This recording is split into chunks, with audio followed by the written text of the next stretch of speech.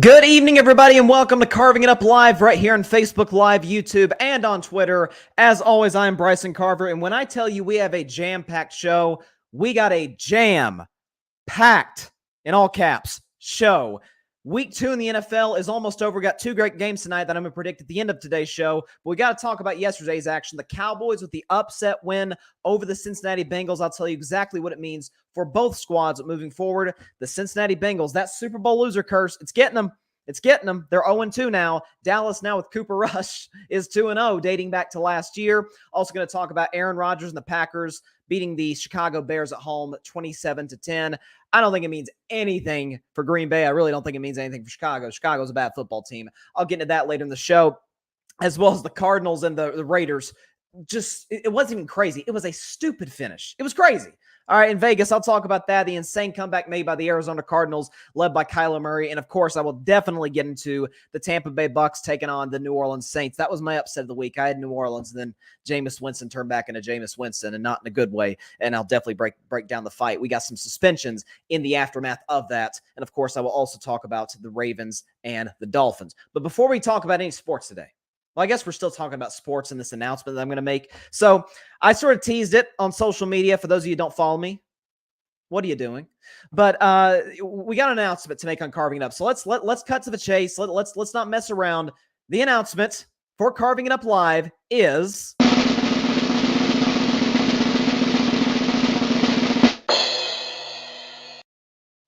I will be part of a new podcast network called The Grid. For the podcast audience, Grid is spelled G-R-Y-D, The Grid. It's a network consisting of all types of different voices and talents, who bring their unique perspective to the podcasting world. Carving It Up Live isn't going to change. Don't worry. Don't panic. But from now on, the Carving It Up sort of overlay you see for the YouTube and Twitter and Facebook audience, over here you see the Grid logo. You're going to see that from now on. I am now part of the Grid podcasting network, consisting of all types of different voices, many of which have been on this very show. You know Barry Grant Jr. from the All Even podcast. How about Mike Guido, right? You know Guido, especially from the draft, NBA draft shows that we've done in 2021 and 22. You got Ryan Flowers, my man, just did a show with him a couple weeks ago. Clutch Sports Talk, especially in the Sunday mornings. He'll get you, set up in terms of your, if you're betting any games in the NFL. Ryan Flowers on the network. My man Alfred Parsar Jr., my go-to man for baseball especially. He's going to be on the network. My guys, I haven't had them on the show yet, but my guys over there at the Cowboys Cam Fan, shout out to those guys. They're going to be in the podcasting network. Who else we got? Patrick Brown, sort of a new voice of the podcasting mix. I've done some IG lives with him in the past. He's got the Chaotic Sports podcast, which is doing great. Love seeing that man do what he's been doing. So we got all kinds of different voices, and it's unfiltered. It's no BS. It is sort of it's us. It's authentic. And so I'm honored to be a part of this network. I'm honored, especially that Barry and that Mike extended this offer to me, which I took. It's been killing me to keep this under wraps for a very, very, very long time. But finally, I get to announce it. Carving It Up Live will now be a part of the Grid podcast, or I guess you could call it the Grid Podcasting Network. But by the way, subscribe to the YouTube channel, The Grid Network. I will repeat, The Grid Network on YouTube. Subscribe right now while you're on the show. You'll see this show. You'll see the show's clips, as well as clips and full shows from other podcasting shows that are going to be on The Grid. Got numerous other voices that I didn't even get a chance to mention. But been looking forward to revealing this for a while. And now it's official. The Grid Network is official. Let's go. Let's do this thing. Let's see. I got a comment here. It is from my man, the co-founder of The Grid, along with Mike Guido. It's Barry Grant Jr. He says, good stuff, my man. Barry, I appreciate it. I'm excited to be part of this this new experience with you, with everybody else. And so, yeah, that's kind of the big announcement for Carving It Up Live. So from now on, yeah, like I said, here's the logo, The Grid. Subscribe to the YouTube channel, The Grid Network, also social media, which we're working on getting everything set up in that regard. But we're off and running, baby. Let's go. And so, that aside, let's talk some sports, shall we? So, to me, the game of the day, and we had some crazy games yesterday, but to me, the game of the day, without question, was Dolphins-Ravens. You had two quarterbacks going off. You, of course, had that crazy run by the Ravens. literally a crazy run by Lamar Jackson going 79 yards to the house. We're thinking, oh, this thing's a wrap. That was actually if I were a betting man game, the Ravens were favored -3.5. I took them to win by 10, and I was feeling very, very confident until about midway through the fourth quarter. And of course, Miami not only covered their end of the bargain, but they ended up winning the football game entirely by going on a 28-3 run to end the game. And I hear a lot of people today, as well as Miami played, a lot of people today, this is Tua's coming out game. This is Tua Tagovailoa. He has arrived, right? And you look, if you didn't watch the game and you look at Tua's stat sheet, it is good. Tua Tagovailoa, 36 for 50, 469 yards, 6, not 1, not 2, not 3, not 4, but 5, but 6 touchdown passes. He had 2 early interceptions, a QBR of 90, that's 0 to 100, and a passer rating of 124. Tua Tagovailoa was balling out, right? And he was great in the fourth quarter. But let's pump the brakes a little bit right now. We're talking about, he's arrived. He has arrived as a truly elite quarterback in this league. No. First of all, we got to get out of the way. Numerous average quarterbacks have thrown for 6 touchdowns in a game. It's been done before. Mitch Trubisky, Ryan Fitzpatrick. I mean, you look at names like Matt Flynn. Nick Foles is probably the best quarterback in this list. He is, after all, Super Bowl MVP. Tommy Kramer. Matt Schaub did it twice. There's been plenty of guys who've thrown 6 touchdowns. That don't necessarily make you elite. You can be great for one game. Can you do it over and over and over? No, we're not asking Tua to throw 6 touchdowns, obviously. But when we act like, listen, Tua and the Dolphins are down 21 points to the Baltimore Ravens. They come back and win the football game. Tua delivered the throws on time and on target for the most part to his receivers, primarily Tyreek Hill and Jalen Waddle. You look at those two guys, Tyreek Hill in that game, the big pickup from the Kansas City Chiefs. Tyreek had 11 catches for $190, 2 touchdowns. Jalen Waddle had 11 catches himself for $171 and 2 touchdowns as well. Those guys, those speedsters can get open as well as anybody in the league. They're not just fast. You can't just be fast. Otherwise, you're just a gadget guy. When you can run routes the way that these guys can run routes, when you can get open the way they get open, you can be a superstar player in this league at that position. And to Tua's credit, because we'd be bashing him today if he missed those guys, and for good reason. To Tua's credit, he delivered the ball to them when he absolutely had to late in the game, particularly in the fourth quarter. But name more than 2 throws, because he had 2 pretty good ones. Name more than 2 throws, you're like, wow, Tua just blew our socks off there. That touchdown pass to Tyreek, I don't know what the Ravens were running. I'm not going to act like I'm a defensive coordinator. I'm not going to pretend to be one on this show. I don't know what the heck Baltimore's defensive strategy was coming into this game, and especially once they got into that fourth quarter with the 3 touchdown lead. I don't know what's going on. I don't know what they were doing.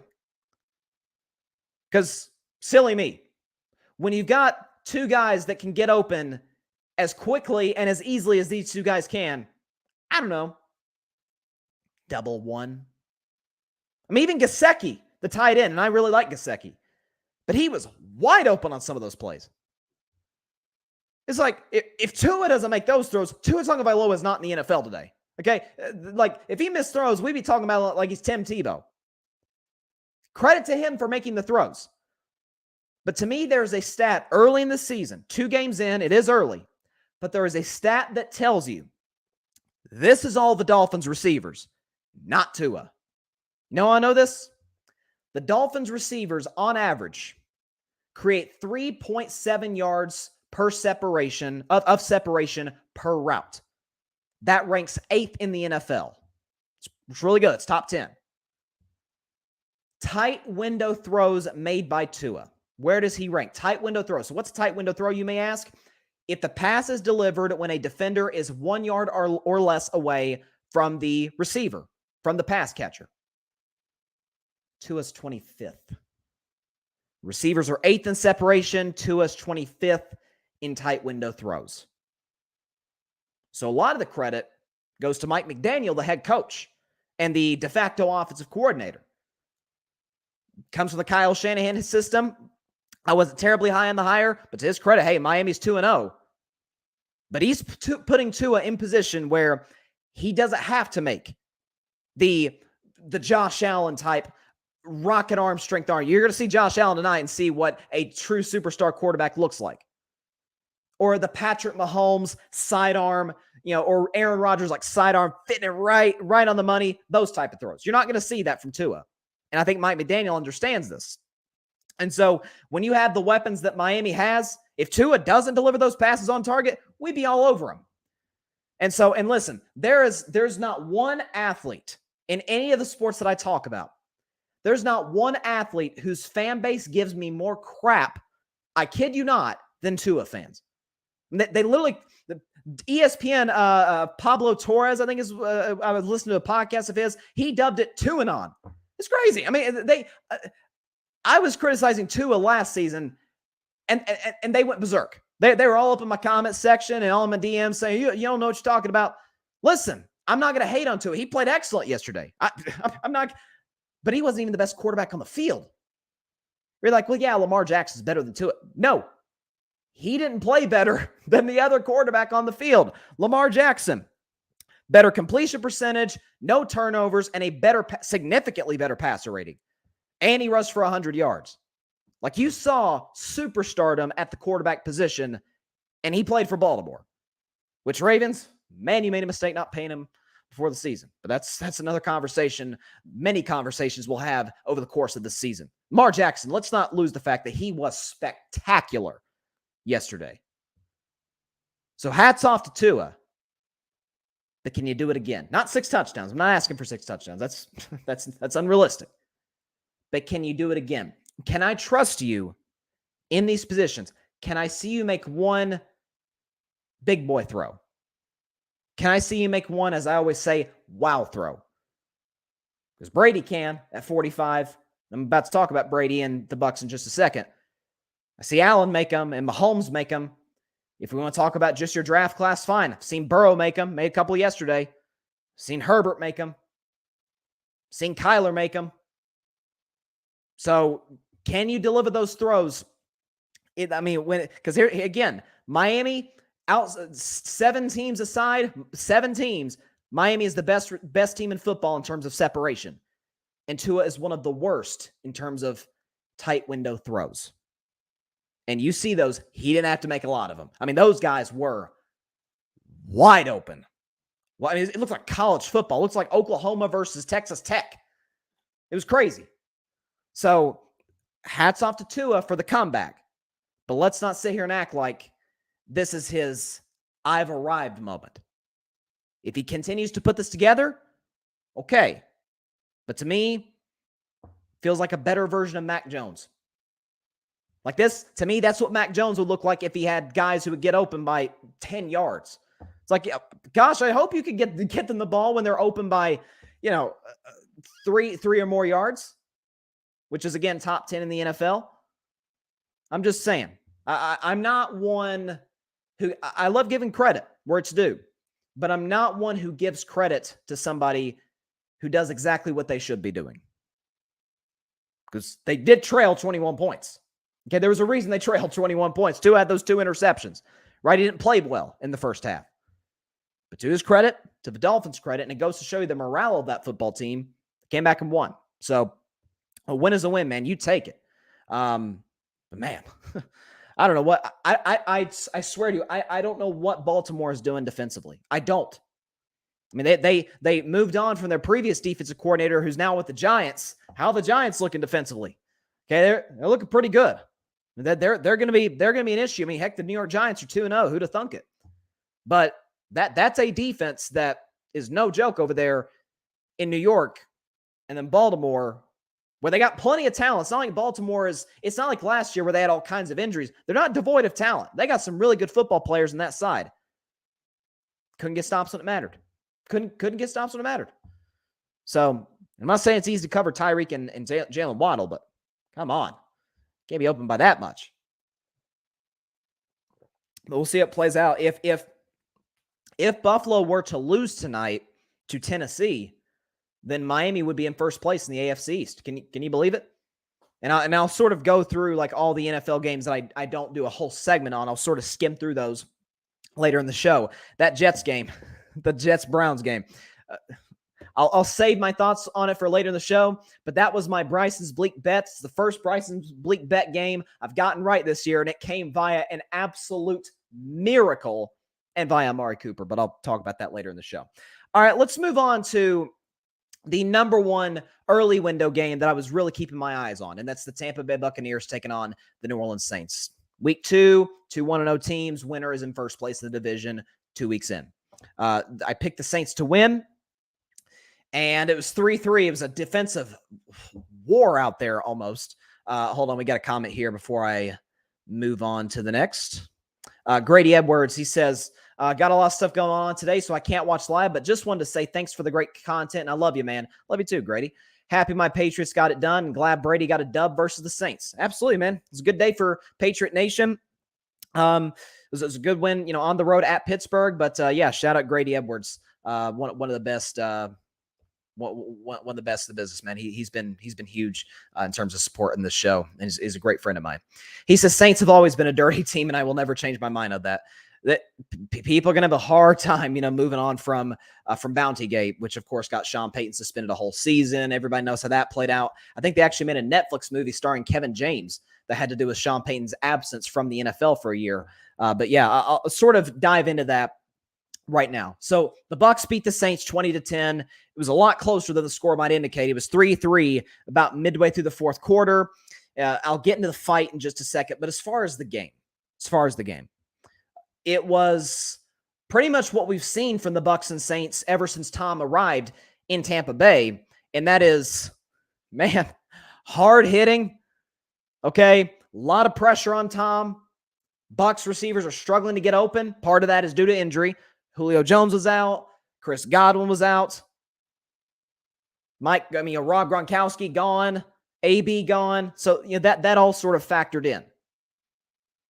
But ultimately what came down to is Jameis Winston turned back into the Tampa version of Jameis Winston throwing the ball to the other team. Never forget, Jameis Winston did throw 30 interceptions in a single season back in 2019, which prompted the Bucs to go after that Tom Brady guy and say it's worked out pretty well for him.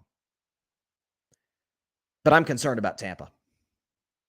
And I said coming into the season, I believe that they would win the division simply because I believe they had the best team in the division. They had the coach I trusted the most in that division. I mean, that division has some young coaches. Todd Bowles and Matt Rule, Arthur Smith, I think is his name, of the Falcons. You've got, and obviously for the Saints, you've got Dennis Allen, like first, second year head coaches all the way around.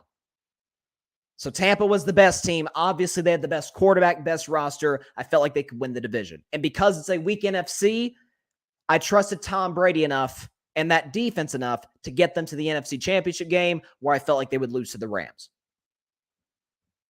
But despite this 2-0 start, Tom's not right. Tom's not right. We know about the stuff with Giselle. I refuse to comment on that because that's not my business. That's between Tom and Giselle, and wish the national media would take cue on that, but it's neither here nor there.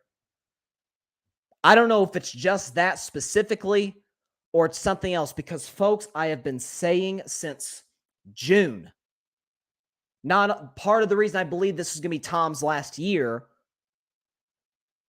something's off. Something's off because you heard the interviews going back to last summer. He's talking about, this great career he's had, and Tom's never done that. Despite all the Super Bowls, he's never done that. He's talking about, he's taking Wednesdays off. He's not even practicing at all on Wednesdays, to spend time with the family. You've got all the injuries in Tampa, and Tom doesn't seem to really be giving this sort of confident vibe in the Buccaneers, which sort of, I think, dates back to the end of last year after the AB fiasco played out. Something's not right in Tampa Bay. Now, that defense is phenomenal.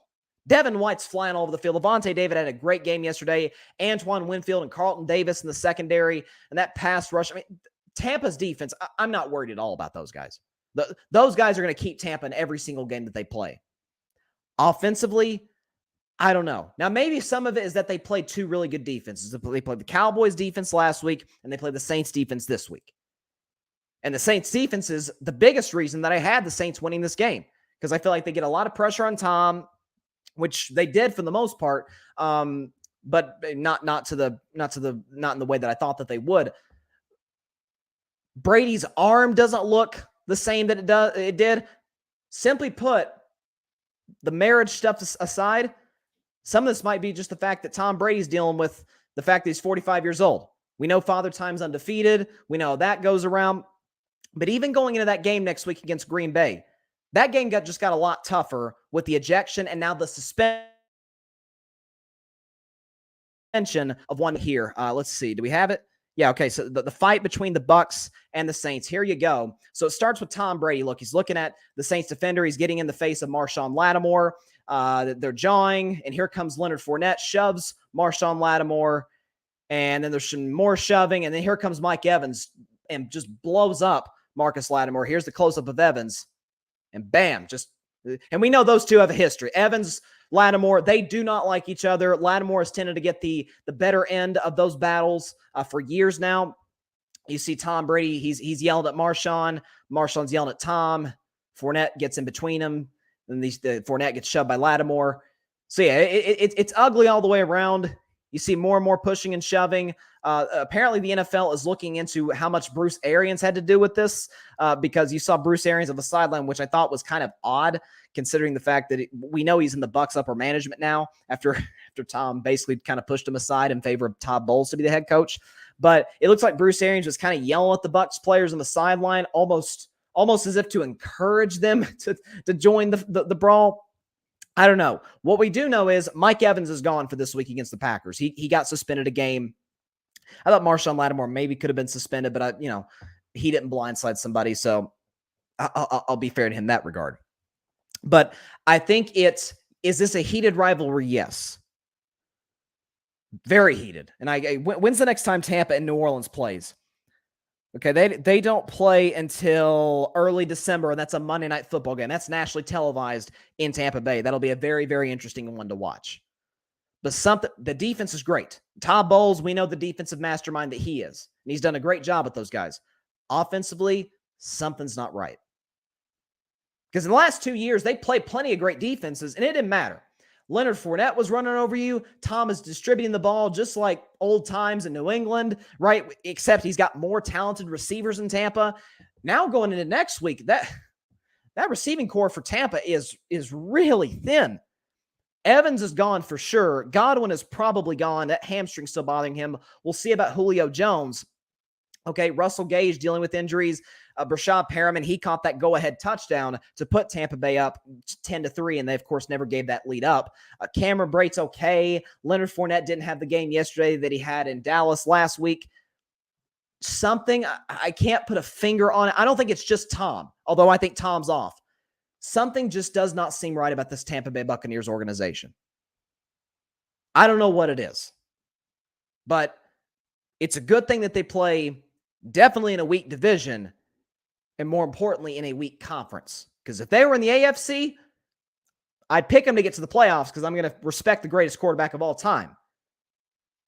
I'm not sure they win a playoff game in the AFC. I'm serious. I'm not 1,000% sure Tampa Bay would get out of the wild card game. So thankfully for them, they do play in the NFC. But yes, just there's something not. When you look at the other contenders around the league, there's a lot of optimism, right? There's even teams that have lost a game, the Rams, right? And they almost blew that big lead to Atlanta. Atlanta, the irony of the day, almost came back from 28-3. You ever heard that before, Falcons fans? The Falcons almost came back from 28-3 on the defending champion Rams. But even after the game, Jalen Ramsey's, he's enthusiastic. And, of course, Sean McVay is always enthusiastic. So is Stafford. Like, everybody's in pretty good spirits in L.A. with the Rams. Kansas City, same thing. Heck, in Dallas today, all it took was one win, and it's good times are back again in Jerry World. Everybody's happy in Dallas. Tampa, it is doom and gloom right now. I don't know if it's Tom's mood is almost like setting the morale of the team. I don't know. But that was not I wouldn't call it a discouraging win because I've seen discouraging wins. That wasn't one of them. But something's up. Something's up with the Bucs, and it's not just Tom. in his situation off the field. So we'll see what happens with the Buccaneers moving forward. But man, that fight was wild. We know these two teams don't like each other, and we know that Mike Evans and Marshawn Lattimore have had their battles in the past. Most specifically, Lattimore's rookie year in 2017, they had a scuffle.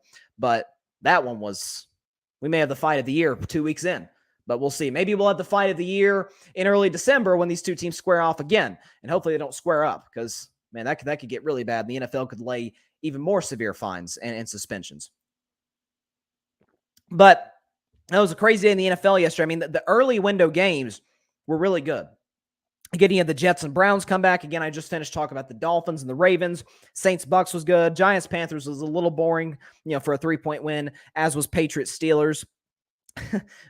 Jags do what the Jags always do at home to the Colts. I'll talk about that later in the show.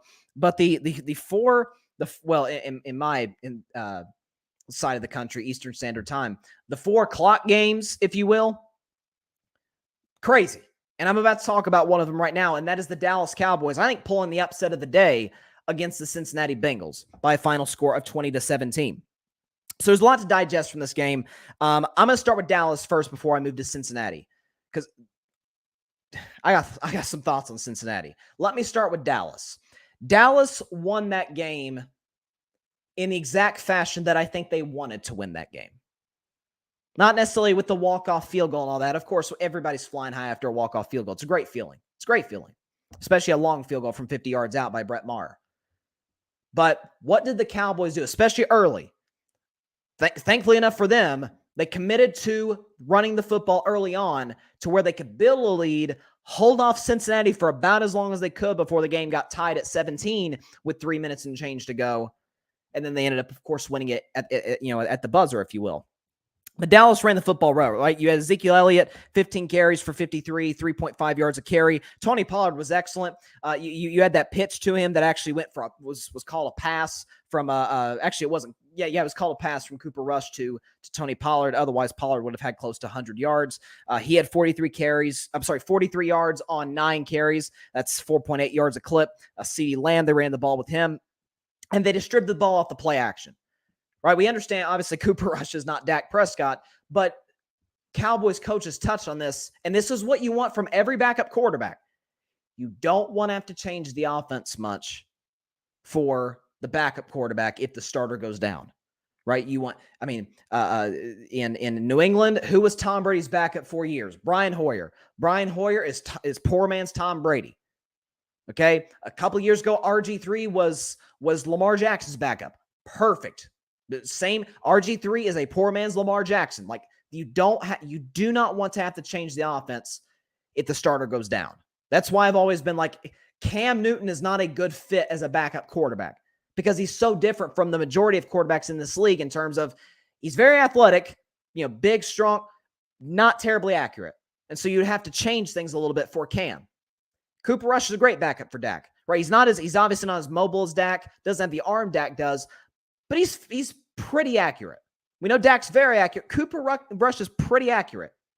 And so when you have him in these 2nd and 5 or 3rd and 4 type situations where you can play action, especially if you're in Cincinnati territory, and hit Noah Brown open, or you can hit CeeDee Lamb, right?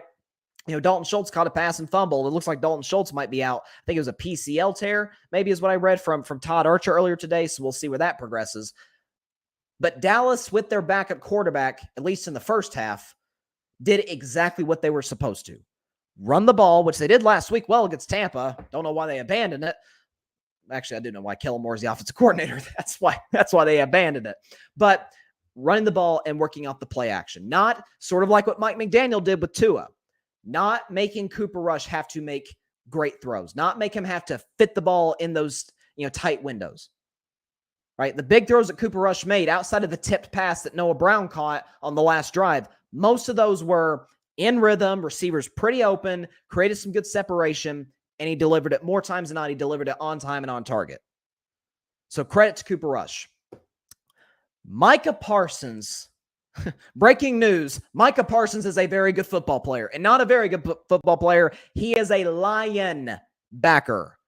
Dude, he's phenomenal. There's a reason I picked that man to win Defensive Player of the Year, especially after what he did his rookie year last year. He's unblockable. And when you've got Cincinnati, which I'm going to talk about the Bengals just a second, but when you've got Cincinnati, I don't know what they're doing. How many times did Micah Parsons just run free and they didn't double him? If DeMarcus Lawrence beats you because he got to Joe Burrow 3 times, okay, DeMarcus Lawrence is not the pass rusher he used to be. But Micah Parsons, one of the 5 best defensive players in all of football, very well might be the best right now that TJ Watt is down, and probably not better than Aaron Donald, but top 3 is without a question. And a couple times you left him unblocked. I don't know what Cincinnati's thinking on that end. So Micah Parsons was just fantastic. Okay, he's without question the best player in the Cowboys, and that Cowboys defense is going to be their bright spot this year because we know that offense. I detailed, I went into deep detail about that last week about why Dak struggled because simply put, receivers can't get open. More often than not, those Cowboys receivers. I mean, CeeDee Lamb's not a number 1 receiver. I think that's been fairly established at this point, right? Noah Brown, good. Cooper Rush seems to have a good rapport with him. So does Dak. Not really CD, right? You've got possibly Jalen Tolbert coming back from injury. You got, again, that Dennis Houston kid and the Simi Fehoko kid. Dalton Schultz is now hurt. We talked about Miami earlier. Like, they create separation better than almost everybody in the NFL. I haven't checked where Dallas is in that regard. It can't be high. It cannot be high the way that they've been looking the first 2 games. Okay, so the offense is going to struggle with or without Dak. The defense, though, is going to keep them in some of these games. Trayvon Diggs, I like what I'm seeing from Trayvon Diggs right now. Here's what I'm seeing from him. Because we understand last year, 11 interceptions, most yards giving up in the league. It gave up over 1,000 yards last year. And that, to me, had a direct correlation. Look at Deion Sanders when he came to the NFL. Best corner of all time, right? His interception numbers went down as he, especially even his prime years, quote unquote prime years, right? When he was at the peak of his powers, his interception numbers did not blow you away. Why? Nobody's throwing at Deion Sanders. You kidding me? Richard Sherman was in his prime. Remember, he came into the league, he had like 7 picks. And when he was in his prime, he'd have 2 picks a year. Why? Nobody's throwing to Richard Sherman. Last year, for a man who had 11 interceptions, they just kept attacking Trayvon Diggs. Why? He's aggressive. I called him the Kenny Rogers song. He's the gambler. You know, he's gonna. It's boom or bust for him. It's interception or it's long touchdown given up or long gain given up. This year, I'm seeing a different Trayvon Diggs. He is still kind of learning the position. Nick Saban converted him from a receiver to a corner at Alabama in college. So he's still kind of learning the cornerback position. I think he's taken a big step this offseason in between last year and this year. Right? Staying with this guy. He did a very, very, very good job on Jamar Chase. Staying with him, not being too overly aggressive. Just stay with your man. Play within the scheme. Dallas likes to run a man-to-man. Dan Quinn likes to run that. Right? So stay with your man and get the job done. If you get an opportunity to get an interception, take it. We know Trayvon's got great hands because he was a wide receiver before he transitioned to a corner. But stay with your man. Don't gamble. I like what I'm seeing from Trayvon Diggs and really the Cowboys defense as a whole. Now that I've given Dallas their props, and by the way, I still don't believe this team's going to win the division because they're worse than I thought, and I didn't have high expectations coming into this year. But let's move on to Cincinnati. This is what I really want to get at. How do I put this?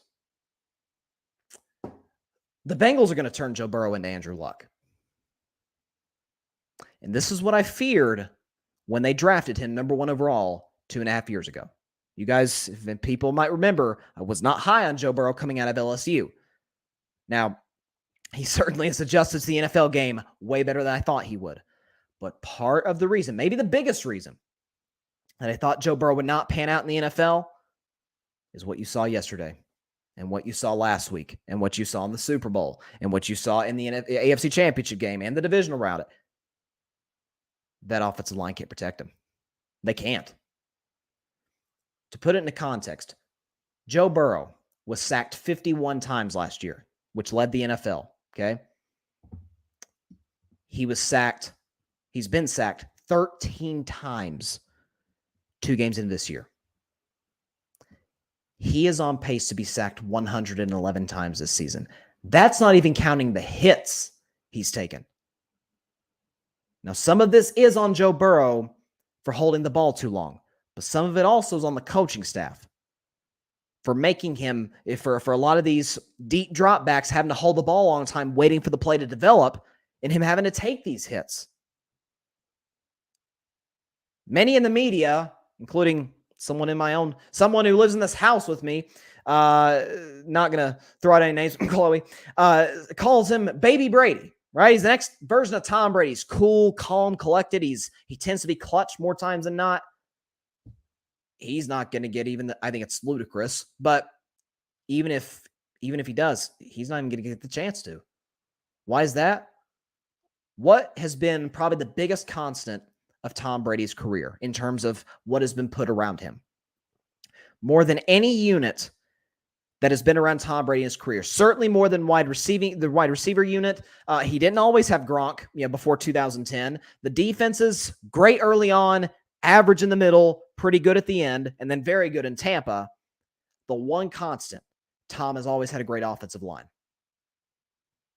And those Patriots coaches and now Bucs coaches have really put an emphasis on what we always talk about Tom Brady. What's he better at? Part of what makes him the GOAT. What is he better at than any quarterback in history? Getting the ball out of his hands quickly. If the offensive line has a few injuries, no matter. Get the ball out quickly. Some of that's on Burrow. Some of that's on the coaching staff. A lot of it goes on the O-line. What do we know about Andrew Luck? Blew us away with his talent. First 3 years in the NFL, leads the Colts to the playoffs. Year 4, lacerated kidney. Somehow finished the game and beat an elite Broncos defense that afternoon in Indianapolis. 2016, major injury. 2017, missed the entire season. He played 2018, won Comeback Player of the Year, and that was the last we saw of Andrew Luck in the National Football League. Because of the fact that the Colts, and it's so ironic, it's so similar to what Cincinnati's doing. The Colts put some tremendous wide receivers around Andrew Luck. It doesn't matter if he's on his butt the whole game because the offensive line can't protect. Cincinnati's doing the exact same thing. Jamar Chase blows you away with his talent. So does T. Higgins. So does Tyler Boyd, very good slot receiver. Hayden Hurst is an excellent pass-catching tight end. Doesn't matter. Joe Burrow's getting hit almost every play. Joe Burrow has been sacked more times than the other quarterbacks in his own division combined. Steelers quarterbacks, Ravens quarterbacks, and Browns quarterbacks have been sacked a total of 8 times. Joe Burrow, 13 by himself. He's on pace, I repeat to you, to be sacked 111 times this season. The record is like 70. They're going to end his career before it even gets a chance to start. So, and listen, Cincinnati, to their credit, they went out and got Alex Kappa from Tampa. They went out and got Lyle Collins from Dallas. Some of it's on the coaches. Some of it's on Joe. Andrew Luck was the same way. Remember Andrew Luck? Sometimes I always criticize. I loved Andrew Luck, but my biggest criticism was always he wants every play to be the greatest play ever. He's going to hold the ball. He's going to make it happen. And maybe he'd get the ball away, but it wouldn't come without some serious punishment. Kind of the same with Joe Burrow. So everybody's to blame here, but none more than the Bengals offensive line. If they don't get this fixed soon, and I mean like in the next year or two, Joe Burrow's not going to last 10 years in the NFL. You can't take that. I know they've obviously changed the rules in the last few years to protect quarterbacks. He won't last a decade if this is going to be what keeps happening for the Bengals. Remember, his offensive line led to him having a career-threatening injury his rookie year. Remember against Washington, he had that nasty knee injury, obviously missed the rest of the season, won Comeback Player of the Year last year. Forget 10 years. Joe Burrow's not going to survive this season if they don't shore up that offensive line.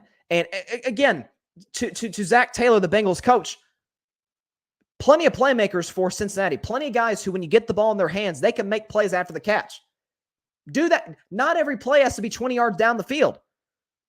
You can run the ball more, right? Joe Mixon is an excellent running back. Cincinnati does a really good job run blocking. That's the strength of their offensive line without a question. Run the ball more. Get those guys out with the ball in space. It doesn't have to be deep drops every time for Joe Burrow. And we saw it again yesterday. Micah Parsons had an afternoon against Burrow. The Cowboys defense in total had 6 sacks. Micah's amazing. The rest of the defensive line is pretty good. It ain't that good. It ain't 6 sacks a game good. Gotta shore it up. I don't I don't see anybody's career coming in early, especially due to injury. But when you've got one of the generational talents in this league, man, you don't want to see it wasted, because it happened with Andrew Luck. Andrew Luck was going to be one of the greatest quarterbacks ever. He was. And Indianapolis blew it. Like, what did the Chargers do? Justin Herbert probably had the worst offensive line in the league his rookie year. They fixed it in one offseason, right? They drafted Rashawn Slater. They picked up some free agents. They fixed it. Chargers got a great offensive line now. I mean, what is Dallas? I bashed Dallas a lot in this show, but they won yesterday. I'll give them a little credit today, right? What did Dallas do in Romo's last few years? Man, they built that offensive line. They drafted Tyron Smith, and they drafted Travis Frederick and Zach Martin, right? And they brought in guys like Ronald Leary to be their left guard, and Doug Free was there for years. And it turned out to be the best offensive line in football. Cincinnati's got the defense. The secondary's not great. They could fix that, but that's not near as important as building the offensive line. Because I've always said the most important player in the offense is obviously the quarterback. Second is a left tackle. And then all that follows from there with the offensive line. The offensive line, I've always said it in the show, it's like the air conditioner. You only notice it when it's not working. And you noticed it a lot. This year, last year, year before that, they still haven't fixed it. So Cincinnati, you have got to fix this offensive line before it's too late for the best quarterback you've ever had. But then again, it is Cincinnati. They tend to blow a lot of great talents. They had Carson Palmer, couldn't keep him healthy, right? They had Boomer Esiason, couldn't win a Super Bowl. Now with Joe Burrow, who's to me surpasses both of those previous guys, man, you don't want to blow this. And maybe some of this is the Super Bowl loser curse. I said all offseason I didn't think Cincinnati would make the playoffs, and at the last second I backed out of that. Yeah, I'm starting to second guess my second guess. You know what I'm saying? I may go back to my original position. But yeah, it's not just a bad loss for Cincinnati and the fact that they lost to a team quarterbacked by Cooper Rush, just like they lost a game last week to a team quarterbacked by Mitch Trubisky. But they've lost the game pretty much the same way. That Burrow obviously didn't have any turnovers yesterday like he did last week, but he's not even going to be given a chance to be great if they don't fix this O-line. Cincinnati's got one of the best receiving units in the league. Doesn't matter if Joe Burrow's on his back the whole game. Gotta fix it. Let's see. Do we have any? Let's see. We got some news coming in. Okay. Just some NBA news. I've got them on Twitter. Let's talk a little bit about that Arizona Raiders game. That was nuts. So those of you who don't know, the Las Vegas Raiders had a 23-7 lead late in the third quarter. They wound up losing the game 29-23. Cardinals scored 22 unanswered. Kyler Murray was simply spectacular. Yeah, especially in that last drive of regulation, just running all over the place, making plays with his arm, with his legs. Kyler Murray, we know, is one of the great talents in this league, without a question. But here's sort of what I took away from this. First of all, the Raiders defense is going to cost them a lot of games this year. I decided to pick the Raiders not to win the division, but to make the playoffs out of that AFC West over the Chargers, simply because I don't trust Brandon Staley in LA. We're 2 games in. It is only week 2, but it looks like Josh McDaniels once again in over his head. Some guys are meant to be coordinators. That's just how it is. Some guys are good coordinators, and they're not good head coaches. Vic Fangio, to me, is the prime example. Vic Fangio is a great defensive coordinator. He's not a very good head coach. It happens. It is what it is, right? So I think that could partly be the case. I wasn't a huge fan of them hiring Josh McDaniels earlier this year. Thought they should have kept Rich Bisaccia the job that he did as the interim head coach of the Las Vegas Raiders. Okay, part of my issue with Vegas is get the ball in the hands of Devontae Adams. 2 catches for 12 yards. Run more reverses with him. Get him the ball. It's just like what I talked about Cincinnati. Get him the ball in space. Devontae and Derek Carr clearly still have a great connection dating back to Fresno State. Those guys have not missed a beat. You don't have to force feed him like Devontae was force fed in some ways in Green Bay. But get him the football in space with the opportunity to make plays. He's the best route runner in the league. He's got great hands, doesn't drop a whole lot of passes. He's faster than people give him credit for. Get Devontae Adams the football. And Hunter Renfrow, and I feel bad for Hunter Renfrow today. I mean, 2 fumbles. The last fumble gets returned for a touchdown to end the game. It's crazy. But to me, for Vegas, we knew their defense wasn't very good. That was a given. You knew their defense was going to lose them some games this year, make games that they should win easily a little closer, which it felt like that was going to be that way yesterday until they just flat out lost the game. But then for the Raiders, offense specifically, you got to run the ball. I mean, when you look at how Vegas ran the football, I don't know what's going on with Josh Jacobs. He's not the same Josh Jacobs he was the first couple of years in the league. I don't know if it's injuries. I don't know if he's not adapting well to the new scheme, if it doesn't fit him well. But the Raiders are going to have to invest more in their offensive line and in a new running back. It just is what it is. Derek Carr was okay, right? He had 252 yards, 2 touchdowns, no turnovers, but QBR 53. He did not have a passer rating over 100. Derek Carr is fine, but this is something that the Raiders have got, especially against a Cardinals defense. We talk about the Raiders defense being bad. Arizona's isn't much better. It's not. We saw them last week against Kansas City, and I know that's Kansas City's offense, and we know what Andy Reid and Patrick Mahomes are capable of doing, but that's why I picked the Chiefs to score 40 points last week, which they did, because that Cardinals defense is awful with all the losses this offseason and the injuries. So if you're Vegas, that is a game in that division. You got to win that game. You've got a 23-7 lead at home. You got a 17-0 halftime lead. You got to win that football game. You have to. So, but for Arizona, the question now I think is, has Kyler Murray breaking out of the slump? Because we know Kyler was on pace to have an MVP season last year. He gets hurt, comes back, doesn't look the same. Arizona loses, I think, 6 of their last 7 games to close the season. And then, of course, they get housed in that playoff game against the Los Angeles Rams. But I don't know what's going on with Kyler. Maybe his break, and he had a bad game last week, obviously. Has he breaking out of the slump? We'll see. But this is going to be interesting to see how Arizona, how it plays out from here. Who do the Cardinals play next week? Arizona plays, hold on, here's the schedule. Oh, gosh. Arizona plays the Rams at home. The Rams are 4-point road favorites. So that'll definitely be a game to keep an eye on. And then they go to Carolina, play Philadelphia, Seattle. So Arizona has some winnable games. Again, they got 2 games in 4 weeks against the Seahawks. Seahawks came back down to earth a little bit yesterday. Okay. People are getting real high in Seattle after they beat Denver. That was Seattle. I said it last week. That was Seattle's Super Bowl. They were juiced up for that game. They've been juiced up for that game all off season at home against their former quarterback, who they really don't like. Maybe I should have seen this coming. They were bound to play well. They came back down to earth yesterday against the 49ers. But moving on to Green Bay and to Chicago. And that was a game the Packers were favored in -10, I think it was. It was 10.5, 10, just sort of fluttering around that area. And the Packers ended up covering the spread by 17. Here was my biggest takeaway from this one. People falling back into the trap again with Aaron Rodgers. Plays like garbage against an elite defense in week 1.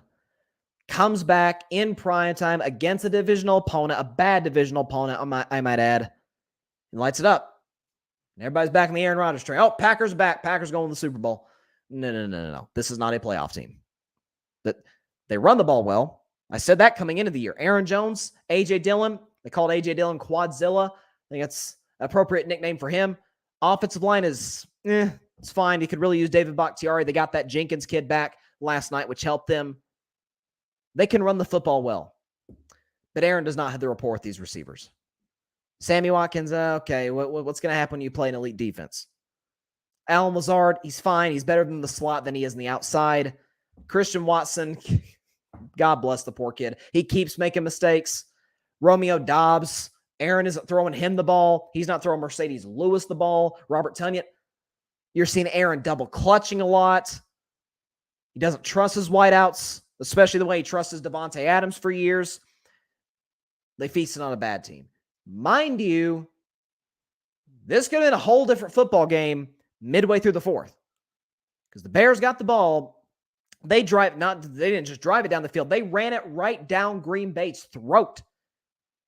I'm not sure Justin Fields had a completion on that drive. I mean, because they just kept running the football. Running it down Green Bay's throat. They get down to a 4th and goal from the 1-inch line. And if Matt Eberflus doesn't decide to run a quarterback draw in the shotgun, it's a 1-score game. If he just runs a quarterback sneak with Justin Fields, again, we're talking literally that close to the end zone. Justin Fields just got to take the snap under center, reach over the goal line, touchdown, 1-score game, whole different ball game in Green Bay. Now, Green Bay still wins, I think, but it gets a whole lot more interesting. So you're playing a bad Bears team, which I believe is going to finish last in that division, last in the NFC North. And it could have easily been a 1-score game midway through the fourth quarter at home at Lambeau Field. Mind you, in pretty good conditions. It is September, after all. It's not frigid temperatures in December, January like it gets there. So I was not blown away whatsoever by the Packers. I think they got a good defense. Jair Alexander, obviously, he had that late interception. He's in the conversation about being the best corner in football. You got that, is Kenny Clark, I think his name, the defensive tackle, number 97. Great run stopper. Preston Smith had a good night. Chicago's got a terrible offensive line. They've got a terrible receiving unit. Their defense is average at best. Justin Fields doesn't have a whole lot to work with. Okay, they got that Darnell Mooney and Cole Kmet. I mean, what are we talking about here? Okay, that's like one of the few teams that has a worse receiving core than Green Bay. But Green Bay headed to Tampa next week to play that defense and that improved secondary. We about to see how good Aaron Rodgers and those Packers receivers, where their rapport is at. Because I don't think it's very good. Because a lot of those are young guys. We know Aaron skipped OTAs. They had to do his ayahuasca. By the way, they had the ayahuasca touchdown celebration. I think it was Aaron Jones who started the night off, or started the celebration. Everybody got it was Randall Cobb. Yeah, Randall Cobb is a good friend of Aaron Rodgers. You know, he served the ayahuasca. Everybody got a sip of it, which was interesting. But this is not. Don't fall in this trap, folks. This is a 9-win football team. I mean, look at Green Bay's schedule moving forward. They got Tampa next. They're not beating Tampa. They will beat the New England Patriots at home. At least they should. Okay, the Giants, all of a sudden, that's not looking like the game that I thought it was going to look like coming into this year. Because Giants' offense is average at best. That defense, though, is no joke. It's a lot better than Chicago's last night. And that's overseas in, I think that game's in London, if I'm not mistaken. So that's going to be an early morning game here in the States. So keep your eye on that one. Maybe Giants pull the upset. Okay, Packers play the Jets. They should win that one. At Washington Commanders, dicey. They are not beating the Buffalo Bills. I don't believe they're beating the Detroit Lions. Detroit can score on anybody. Detroit's scoring points over. They scored 35 last week against the Eagles. How many score yesterday? I forgot what it was. What was it? 36 against the Commanders. But Detroit, they're going to be a 6-win team this year, I think. Detroit can put points on the board. Okay, that's 2 straight games of scoring 35 or more points. Okay, you look further down at Green Bay's schedule. Cowboys, I don't know. It's a toss-up. Again, to me, Dallas and Green Bay mirror each other. Elite quarterbacks, bad offensive lines, average receivers, great defenses. Probably comes down to the fact that Aaron Rodgers is at Lambeau Field. That may be the deciding factor. Okay, but then you got the Titans who can run it down your throat. Green Bay's not a good run-stopping team. They had that problem last year, part of why they lost to the 49ers. At Philadelphia, who can run it down your throat. Chicago, again, they're not beating the Rams, even if the game's at home. Miami, listen, Jair Alexander can only cover so many guys. He can't cover he can't cover Tyreek Hill and Jalen Waddle. That's a little too much to ask for Jair Alexander. He can't cover 2 guys. That could be a losable game on Christmas Day. Against the Vikings at home, I think Minnesota beats them. And then the Lions at home. So, to me, there's like 2 games where I'm like, oh yeah, Packers going to win that. Just go and slate that as a win. As long as they take care of business, as long as they don't crap the bed, they'll take care of business. They'll win those games. But this is not that game did not blow me away whatsoever. The Packers should have won that game. There's a reason Las Vegas had them favored by double digits. Most NFL games are not double-digit odds during the regular season, or certainly to the postseason, but especially divisional games. Like, that's college football stuff. Like, most college football games, we look at it, it's like, oh, okay, this team's favored by 21. That don't happen in the NFL very much. And there's a reason for that. Packers are better than the Bears. There's no ifs, ands, or buts. They're better at almost every, outside of middle linebacker, they are better at every single position than the Chicago Bears. And that could have been a one-score game midway through the fourth quarter. So that was not in any way, shape, or form like, wow, that was impressive by the Packers. It wasn't. It wasn't. But I'm telling you, the games we had yesterday, let me go through them. Let's see. Yeah, Jets, Browns. That was crazy. So that was my Bryson's bleak bets, and I was having some serious doubts about that when I came that close to picking Cleveland. Cleveland was a 6.5-point home favorite, but I'm like, you know what? I know they're better. I know they're at home. It's Cleveland. Cleveland's not starting 2-0. They haven't started 2-0 since like the 90s. They're not doing it this year, even if it's against the New York Jets. Joe Flacco, my man, put on a show. 307 yards, 4 touchdowns, passer rating of 110. Joe Flacco lit it up. You see that? Y'all got to see my man Barry Grant Jr.'s dummy of the week. It was hilarious. The elf at midfield for the Browns, I don't know what the heck that was. And I don't know what the heck the Browns were doing. Because let me set the stage for you. So they lead by 7 with 3 minutes with a minute to go. Okay. Nick Chubb has it wide open. He's going to score a touchdown. But if he slides at the first down, Browns can run the clock out. They can take a knee. Game's over. Good night. Browns are 2-0. Jets are 0-2. And we move forward from there. No. Nick Chubb decides to score. He scores a touchdown. Jets get the ball back, score a quick touchdown. And then they recover the onside kick in large part. Shocker, shocker. I'd warn you about this, Browns fans. Amari Cooper. Dude is an A-plus talent with C- effort. He pulls a 2020 Atlanta Falcons. He just lets that ball go right by him, gets recovered by the Jets, and Joe Flacco throws the game-winning touchdown pass with about 20 seconds to go to win it for the New York Jets. So what a win for the Jets. By the way, Browns also missed an extra point on that touchdown by Nick Chubb. So everything that could have went wrong for the Browns. One last opportunity today for me to pick on Cleveland because I really enjoy doing it. I don't like Cleveland. I think it's a terrible city. It's got good people in the city, but overall the fan base is garbage. The Browns are the first team. I love this. The Browns are the first NFL team to blow a 13-point lead with under 2 minutes to go since, you guessed it, the Cleveland Browns back in 2001. So the Cleveland Browns are the last two teams back in 2020, now in 2022, back in 2001, to blow a 13-point lead with under 2 minutes left in the game. It's the Browns' way. It's Cleveland way. They find a way to lose. It is the Cleveland sports way. Again, I always say, it took you maybe the greatest player of all time to win a championship, and you only got one with him. He was there for over a decade combined. He was at, 11 years? LeBron was in Cleveland 11 years total. He got one championship. That shows you how much of a dumpster fire Cleveland is. Okay? It's a terrible fan base. You saw the pictures and the stuff they were doing supporting Deshaun Watson. It's a terrible fan base. It's garbage. Okay. Moving on, Commanders, Lions. Again, back to what I was saying earlier with Detroit. Detroit can put points on the board, man. And that Amon-Ra St. Brown, you see the history he made? He became now the third receiver in NFL history to have 8 straight games of 8 catches or more. The only other 2 receivers to have ever done that are Antonio Brown and Michael Thomas. So that's pretty good company to be in, just to start the season this way and dating back to last season. Again, Detroit's not a playoff team, but they're a tough out. They're like Jacksonville a little bit and I'll get to Jacksonville just a second. They're a 6-win team. They are tough as crap. Jared Goff was good. Wentz didn't play all that great. He had that interception.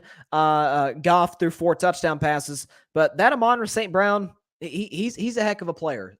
So that's why I picked the Lions to win. By the way, I had a good week predicting. I had an awful week 1, 6-9-1. It was terrible. This week, thus far, I'm 10-4. I'll predict the 2 Monday night games, one which kicks off in like literally 15 minutes. So I better hurry to predict it at the end of the show. The Panthers lost to the Giants. Again, back to what I was saying earlier about the Giants. Offense is painfully average. Daniel Jones is the definition of a below-average quarterback. But that defense is a problem for them. Not a problem for them, problem for the rest of the league. Okay, you got those playmakers on that side of the ball. Pass rush is good. Linebacking unit's good. Secondary's good. Now, let's keep it in context like we did with Tua earlier. They played Ryan Tannehill in week 1, and even worse, they play Baker Mayfield in week 2. And they're going to play Cooper Rush next week in week 3. So when's the first time they play an elite quarterback? When they play in London, when they play Aaron Rodgers. That's going to be their first elite quarterback, not until week 5. But I think it's safe to say the shock of the league, the fact that the New York Giants are 2-0. If you told me that of the, how many undefeated teams we still have left, like 10-ish more or less. If you told me the Giants would be one of them, I'd tell you you're crazy. But they are. They're aggressive. They embody what Brian Dable wants to do there. He said, we want to be aggressive. Saquon Barkley's talked about it, and they have been. So credit to the Giants, 2-0 start on this new NFL season. Patriots beat the Steelers 17-14. It was about as ugly as the score would indicate. Average quarterback play, really good defenses. Steelers got a bad offensive line. That decided it. Patriots won the game. Not much more to say other than that. They ran the ball well. So credit to New England. I believe that they would beat Pittsburgh on the road, and they did. Jacksonville. Stop me if you've heard this one before. Jacksonville absolutely mopped the floor with Indianapolis at home. I don't know what it is. It's really the number one reason I picked Jacksonville. They're improved from last year drastically. And last year they sucked in part because they had Urban Meyer as the head coach. But biggest reason I predicted that the Jags would win, because the Colts haven't won there since 2014. So why on earth would I predicted the streak would break yesterday? Matt Ryan was awful. Trevor Lawrence, I'm telling y'all, that kid's amazing. He is remarkable. I said, I'm about to talk about Trey Lance in a second. I said Trey Lance would have the best career because of where he landed. And man, it's not looking good for Trey Lance right now, especially now with this new injury.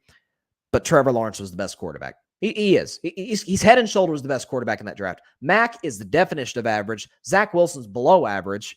Justin Fields, we're unless something changes, we're not going to get a chance to see how good he can be because he's in Chicago. And Trey Lance is now injured with how many starts? 4. So we don't really know. And from what we've seen, he's been okay. Trevor Lawrence is magnificent. The throws that he can make, he's fantastic. So good win for the Jaguars. First win for Doug Peterson as the head coach there. Rams almost blew a 28-3 lead over the Atlanta Falcons. It was a crazy game. Crazy. Atlanta almost came back. Marcus Mariota threw that interception. Jalen Ramsey at the goal line to end it. So the Rams barely survived. They came out with their hair on fire like I thought they would, coming to make a point after they lost to Buffalo on opening night. But man, oh man, that was close. That was a close call. If they start 0-2, lose the Falcons, man, the noise going to surround the Rams, especially after they lost to the Bills on opening night the way that they did. Again, Niners beat the Seahawks 27-7. We know about the injury news. Terrible news for Trey Lance. He's out for the season with an ankle injury. I just saw on Instagram a couple hours ago. He just had surgery today. So wish Trey Lance the very best in recovery, rehab. The thing with Trey Lance, the thing with his development, it's been stunted in some ways, not just by this injury. He's played now, if going into next year, 2023, he'll have played 6 games-ish, 6-7 games in like 2-3 years. So he has, I've been saying all offseason, he needs to get on the field. So now with this injury, his growth gets stunted even more. But now, it's Jimmy G time. He's back in the lineup. Presumably for the rest of the season. We see now why the 49ers made that move to keep Jimmy G around in case of a Trey Lance injury or in case maybe they bench Trey Lance in favor of Jimmy Garoppolo. He played well yesterday. Team looked like they had confidence in him. Hey, I've kind of been up and down more often on Jimmy G, but hey, that locker room seems to love him. He's a good leader for that football team. And so they'll ride with him the rest of the way. And listen, that is a Super Bowl roster. They went to the Super Bowl a few years ago, championship game last year after sneaking into the playoffs as the 6th seed. We'll see where San Francisco goes from here. They got a big Sunday night game next week at Denver. Speaking of the Broncos, good Lord. That was if you can call it this, it's probably the worst win I saw thus far through the first 2 weeks of the season. That was bad. Russell was awful. Nathaniel Hackett, I don't know. I'm starting to wonder if he's a little in over his head. You see the penalties, the way he's using the timeouts. It's Jerry Jeudy's now injured. He got injured early in the game, didn't return. Thankfully for the Broncos, they have Javonte Williams. Unlike last week, they actually gave Javonte Williams the football, and Russell Wilson did finish well. I think he completed 8 of his last 11 passes, but early in the game, he was like 8 for 20. He threw a pick to start the second half. He was getting booed at home. He gets booed in Seattle. Now he's getting booed in Denver. So it's for the team I picked to win the Super Bowl, not what I envisioned at all. Like, I figured they would take care of Seattle. They would take care of Houston before their first real test next week against the Niners. Man, what are the odds in that game in Denver? Let's see what they're at. San Francisco is a road favorite in Denver. Wow, they're favored only by a point, but they're still a road favorite to beat the Denver Broncos, which says a lot about where both teams are at right now, particularly the Broncos. All right, so that's week 2 in a nutshell. Oh, in an hour and a half nutshell. It's a big nutshell. But we got 2 games left. Starting with, let's go and get the background music going, starting with the Tennessee Titans going on the road to take on the Buffalo Bills. Last season, they played a great Monday night game. Derrick Henry single-handedly, not kidding, won me that fantasy game that night in Nashville. It was a back-and-forth game. Buffalo kind of blew the last sequence down in the red zone. And so you come into this game, Gabriel Davis is out due to injury, and we know dude has been on a roll. Gabe Davis had those 4 touchdown catches against the Chiefs in that playoff game. It was the game of the year last year, and he played great. I think he had 1 or 2 touchdowns. I think it was 2 touchdowns against the LA Rams last week in the NFL season opener. And so Gabe Davis is gone, but you still have Stephon Diggs. You still have Knox, the tight end, Singletary, who had a great game last week. Great offensive line, and we know what Josh Allen represents. He's one of the 3 best quarterbacks in the NFL. As for Tennessee, very easily could be 1-0 today, right? For all of their miscues last week against the New York Giants, Ryan Tannehill, who I've been critical of, he did his job, drove him into field goal range, and Randy Bullock, missed the game-winning field goal against the Giants. So Titans come in at 0-1. They are 10-point dogs on the road in Buffalo. I'm telling you, that place, there has never been higher expectations for the Bills since the 90s. We all remember the 90s. They went to 4 straight Super Bowls and lost all 4 infamously. It's the only team to ever go to 4 straight Super Bowls, and they somehow managed to lose every single one. Most of them, with the exception of one, Scott Norwood, they lost most of them in blowout fashion. So that place is going to be hyped, ready to go. Bills Mafia, the tailgate, I'm sure is crazy. So I think the energy of the home crowd against a struggling Titans defense, even the Giants had some big plays last week, so Buffalo's going to have plenty of them this week. Give me the Buffalo Bills to win this game and cover the spread by a final score of 34-20 over the Tennessee Titans. Moving on to the second Monday Night Football game, the game that I'm really looking forward to. 2 teams that are in the running, certainly to win their division, possibly to get the number 1 seed. And that's the Minnesota Vikings going to Philadelphia to take on the Eagles. 2 1-0 teams, 2 impressive wins in week 1.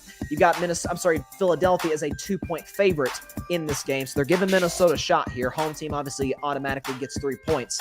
This is an interesting one. This is one I sort of went back and forth on.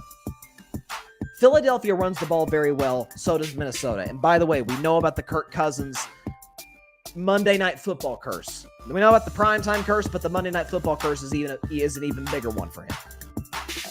What I'm looking at in this game is this. Philly's secondary is the weakness of their defense. Their front 7 is phenomenal. They fly all over the field. Nakobe Dean and Jordan Davis, the 2 picks from this year's draft out of Georgia. I said before the season, I thought Nakobe Dean would be the defensive rookie of the year. You got all these guys. They lost Derek Barnett for the season, unfortunately. So the story for the game is, can the Vikings give Kirk Cousins enough time to deliver the ball to his playmakers? Because if they do, with Justin Jefferson, with Adam Thielen, with all those guys, with Irv Smith, the tight end, running the ball with Dalvin Cook, that is good. This feels like a ball control type game for Minnesota. And for that, I think they pull the upset. I think they go on the road to Philadelphia and beat the Eagles in the later Monday Night Football game. Kicks off around 8:30 Eastern, 5:30 Pacific on ABC. Give me the Vikings to upset the Philadelphia Eagles 27-24 in what is not really a Monday night doubleheader per se. It'll feel like Sunday a little bit, because you'll have obviously the first game again, which kicks off in like 4 minutes. So I'm going to get off here quickly to go watch that. And then you got the other game, which kicks off in about an hour and 15 minutes from now at the time of the show. So for a while there, we're going to be watching both games simultaneously. It's fun. It's crazy. It's chaotic. It's the NFL. I love it. Speaking of chaotic, shout out to Patrick Brown, Chaotic Sports Podcast. Go listen. All right, that is all the time we have for today's show. Appreciate everybody stopping by as always. Be sure to catch Carving It Up on Thursday at 6 p.m. Eastern, 3 p.m. Pacific time on Facebook Live, YouTube, and on Twitter. The show will not be live. It will be pre-recorded, but there will be a show, 6 Eastern, 3 Pacific time, Facebook Live, YouTube, Twitter. Also, be sure to catch the Carving It Up podcast now on the Grid Podcast Network. Go subscribe to the Grid Network on YouTube. Ladies and gentlemen, but go check out the Carving It Up podcast, Spotify, iHeartRadio, Google Podcast, Anchor, as well as wherever you listen to your podcasts. Have a great week, everybody. Stay safe out there. God bless you all. Peace out. I got to enjoy some football right now. Thanks so much for watching the show on YouTube. Be sure to click that big red subscribe button and go check out the other clips and full shows of Carving It Up Live. Have a blessed day.